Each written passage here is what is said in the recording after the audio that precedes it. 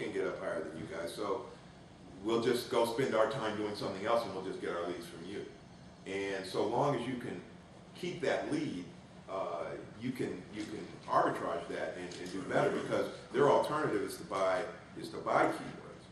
And if you don't have a mix of free and paid, and you just go paid, your cost of customer acquisition is going to be too high. So that's basically how you can win in the game. But Google did not help us on February 22nd when they changed their algorithm and made it more punishing to local directories, which is because Google's trying to get more money on the paid side.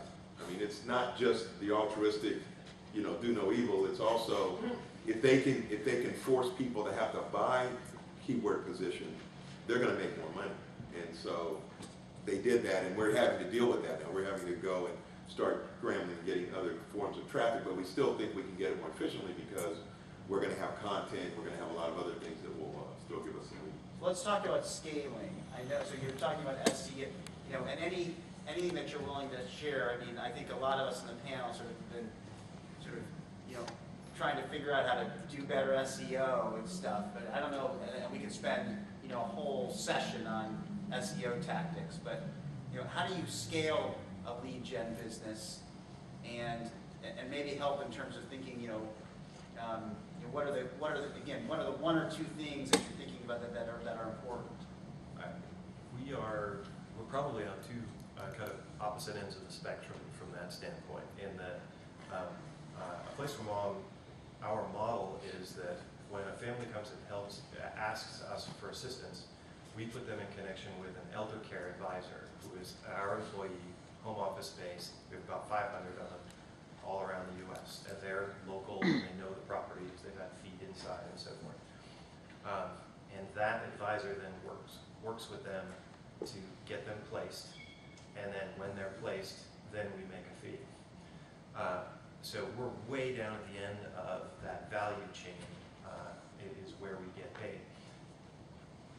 Those advisors are very hard to scale. And when we were initially going around looking for funding, when we first started, that's what everybody said. Everybody said, great model, I can see why it works, not going to scale. You can't scale this, or you can't scale it quickly enough. We scaled much more slowly than we thought we were going to, and far, far more slowly than other lead gen businesses that that don't have that human component in there, because they don't have to grow by adding lots and lots and lots of people.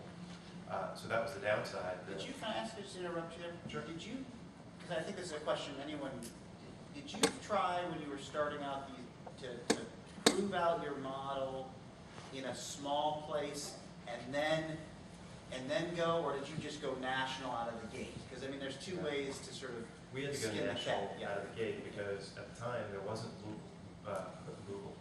local search really. And so any marketing dollars that we would spend were just as, on this term assisted living, we're just as likely to get one in Texas, somebody searching in Texas as in Washington. So we had to say, all right, we're going to just go national right away. And then we signed up some of the national providers and got a bit of I mean, it is an interesting question. Reggie, I want to hear on how the scale question, but the recommendation that we would give most companies is, especially starting out, is prove out your model in a sort of smaller way so you can perfect it before going broad. But I think there's an example of something where it was any sort of thoughts on, because I think a lot of people, if you're starting a business, you're trying to figure out, all right, how do I think about that? Yeah. You maybe think about scaling differently. You can scale in this business, I think, off the really low-hanging fruit of the high potential customers, the ones that really, really need your service, that really want to get it, and they're much easier to get because they're maybe already out there doing something like this, trying to do customer acquisition. And then it gets harder to get those incremental ones. Like in my space, 80% of rental homes and rental properties are still managed by individuals, which is an amazing statistic for if anybody's ever tried to own a rental home. So that means only 20% of the people are even doing it. So there's still a lot out there. But the ones that are already doing it are the easiest ones to get because they know the deal. But having to convince the other 80 that they should be doing it, that's going to be our next consumer education effort, which is going to be a lot more of a hassle. So there's a way you can kind of sort of stratify the market and then scale down. But the other good thing I'll mention just briefly about, and this is from a former bean counter, former CPA, is that it's an amazing working capital scaling model because we only take credit card deposits. So to get on our site, we take your money first, and then we provide value later, and you run the balance down. And when you run the balance down, we have an alarm, and then we call them back up, and they have to redo their card.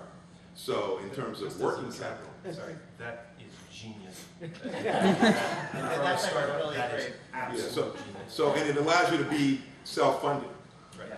which is the beauty of If it. you can do, these are, Dell was sort of one of the first companies that really sort of, I see Sather nodding because they probably did a McKinsey study on it or something, but I mean, this is sort of this idea of getting the cash before you have to pay your customers.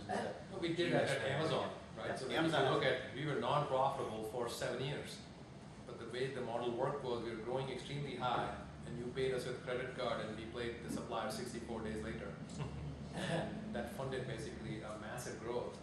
And I've incorporated, I'm a big believer of basically a positive working capital cycle, and we've applied that successfully in DataSphere also. But Reggie's point is very important. I think as you're building your business model, not only thinking from a revenue and expense perspective, cash is the oxygen for startups. And I think baking that in the business model is extremely important. And it can basically provide a lot of working capital for your growth. So it's an important consideration in your checklist as you're thinking about it. If you can collect money and hold on to a float, and customer is happy with that arrangement, then it's a good arrangement from your perspective, because in startup you need all that stuff to grow. God, it just helps when you're trying to understand the business too, because otherwise, the faster you grow, the more cash you need becomes a real issue. So just for you two, same question that I asked Satbir and Joe on the metric. What are, as you sort of are, you go in the morning and you're looking at your key metrics. What are the, not all of them, but what are the key metrics that you look at in terms of deciding the health of your business? For ours, it is really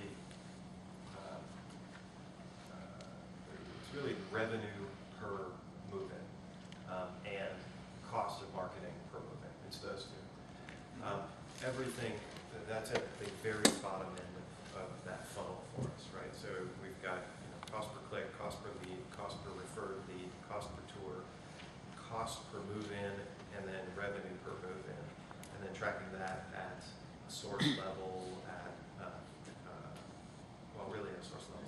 So if the cost of a move-in is significantly less than the revenue per move-in, you're happy. Yeah, exactly. Right, right. And on a growth mode, I can go and say, all right, I'm going to be an investment, and I'm going to say, I just want to break even, and we're just going to grow. Or I can dial it back and say, okay, we're going to spend a little bit less over here, and and we're actually going to take some profit. Is there a lifetime value in terms of the revenue per move-in, or do you really think of it as a one-off sort of? We think of it, we set up our model as a one-time thing, in that for any given move-in, the average length of stay is about 18 months, and we could take a percentage over the entire life of the move-in, but we just found logistically it's much easier to just go, okay, bang, we'll get it the first time, and then we keep moving. I know everybody else likes annuity models better, but logistically it just worked better for us. Our strongest metric is gross profit, which would be revenue minus traffic acquisition costs. And that takes into account our SE, our paid versus free traffic percentage, and then how much we're paying for the paid. So that's the number that we manage the most. And then the number that causes me the most heartburn is the leads where we don't have a property manager. So a property owner comes out and is looking for a lead in some place in New Jersey, and we don't happen to have that market coverage. That number's about 20%, I'm sad to say. So that's our sales person.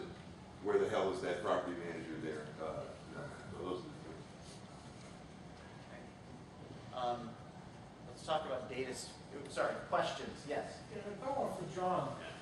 The proliferation of websites that are offering free information, there seems to be a time recently where we may be going to a place where consumers would actually start to pay for the information.